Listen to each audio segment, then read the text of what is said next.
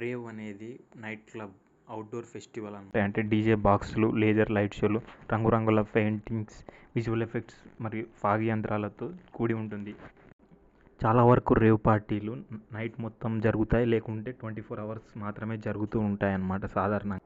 Actually ఇది western culture అనమాట. First ఇంగ్లాండ్లో స్టార్ట్ అయింది. యాక్చువల్గా దీంట్లో ఈ పార్టీలో ఏం చేస్తారంటే వైల్డ్ బిహేవియర్తో చేసుకునే పార్టీలో జనరల్గా రేవ్ అని పేరు పెట్టడం అనేది పిలిచారు అనమాట. రేవ్ పార్టీలో పాల్గొనే వారిని రేవర్స్ అంటారు.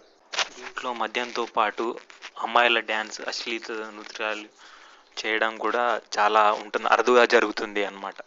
అలాగే మాదక ద్రవ్యాలు, కొకైన్, గంజాయి, ఇంకా రకరకాల డ్రగ్స్ కూడా వాడడం అనేది చాలా వరకు ఇక్కడనే జరుగుతూ ఉంది అన్నమాట. ఇలా జరగడం వల్ల కూడా మన గవర్నమెంట్ అనేది స్పెషల్ కేర్ తీసుకుంటుంది అన్నమాట దాని మీద, రేవ్ పార్టీల మీద. ఇలా మాదక ద్రవ్యాలు, డ్రగ్స్ ఉపయోగించడం వల్ల నగరాల్లో జనరల్గా పార్టీ కల్చర్ అనేది ఈ మధ్యన విపరీతంగా పెరిగిపోతుంది అనమాట. సందర్భం ఏదైనా కానీ, వీకెండ్స్లో అయినా కానీ విచ్చలవిడిగా ఎంజాయ్ చేసేందుకు చాలామంది యువత దీని మీద ఆసక్తి చూపిస్తున్నారు అనమాట. ఎందుకంటే అందులోనూ కాస్త డబ్బున్న వాళ్ళు అయితే ఈ పార్టీలకు ఎక్కువ బానిసలు అయిపోతున్నారనమాట. అంటే రెగ్యులర్గా వాళ్ళే ఇలాంటి పార్టీలకు వెళ్ళేదన్నమాట. Thank you for watching. Like, share and subscribe.